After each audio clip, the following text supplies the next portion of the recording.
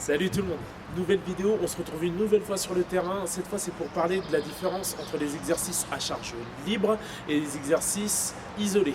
Tout simplement pourquoi il vaut mieux utiliser des poids, des barres, etc. qui sont libres plutôt que des machines qui vont isoler le mouvement. Donc à tout de suite pour les explications.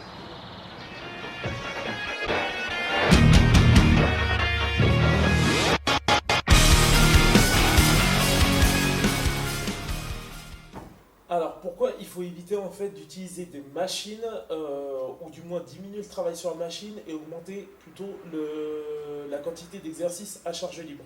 Tout simplement en fait parce que comme pour tout le monde il y a des droitiers et des gauchers et forcément on a un déséquilibre au niveau du corps qui on va dire est naturel parce que forcément on a un côté de préférence et ce déséquilibre en fait la machine ne va pas le corriger, ne va pas le rectifier. Démonstration.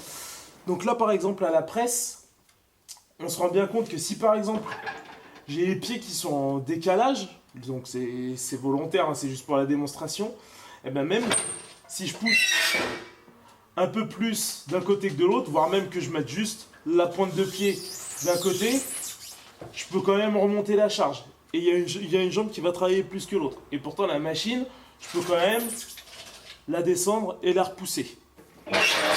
La principale raison justement qui montre qu'il faut éviter justement de travailler sur les machines ou du moins seulement pour combler un déficit par exemple sur un groupe musculaire, mais voilà ça doit s'arrêter là tout simplement parce qu'en fait ce déséquilibre comme je l'ai dit qu'on a naturellement eh bien, va être maintenu par la machine, voire même déséquilibré, tout simplement parce qu'on n'a pas de ressenti sur cette notion de déséquilibre.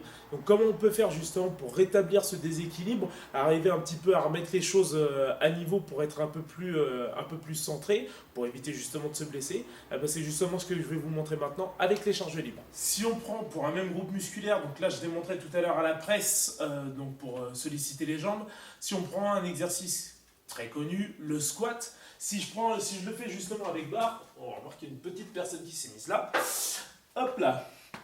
Donc là, si je prends par exemple au niveau du squat, la barre, pour qu'elle soit bien équilibrée, déjà il va falloir que je me sente. Parce que là, par exemple, si la barre, je la décale, là tout de suite, je suis emporté sur le côté. Je sens très bien qu'il y a un déséquilibre, je ne suis pas bien. D'accord ? Donc déjà, là, le poids de la barre, et puis bien évidemment quand on rajoute des charges, va me permettre de ressentir un petit peu quelles sont les forces en présence. Exactement la même chose quand je vais descendre en squat. Là forcément, je vais sentir que si je penche d'un côté, là je risque de tomber, ou dans le pire des cas, de me blesser.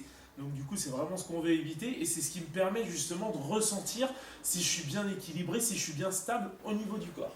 Donc voilà, c'était juste deux petites démonstrations, mais pour vous montrer à quel point les machines, ça va vraiment être à utiliser au cas où il y a un déficit, comme je le disais tout à l'heure. Par contre, il faut vraiment privilégier tout ce qui va être travail à charge libre. Bien évidemment, je montrais le squat. Après, il y a énormément de variantes pour les jambes et c'est exactement pareil pour le haut du corps. Ce qu'il faut, c'est vraiment comprendre comment fonctionne votre activité sportive pour justement savoir quels sont les meilleurs exercices pour pouvoir justement optimiser vos performances. Voilà, c'est la fin de cette vidéo. J'espère vraiment qu'elle vous aura convaincu d'utiliser des charges libres plutôt que de faire des exercices isolés sur machine. N'hésitez pas à commenter, même partager, taguer vos amis qui sont un peu trop branchés fitness et bodybuilding au détriment de la préparation physique pour leur sport, ou même des personnes qui sont intéressées justement pour avoir des informations sur la préparation physique en général. On se retrouve dans la prochaine vidéo, on parlera du squat, enfin des variantes de squat. Pourquoi justement utiliser certains types de squat plutôt que d'autres pour la préparation sportive. Eh bien, je vous dis à la prochaine, portez-vous bien, entraînez-vous bien, salut!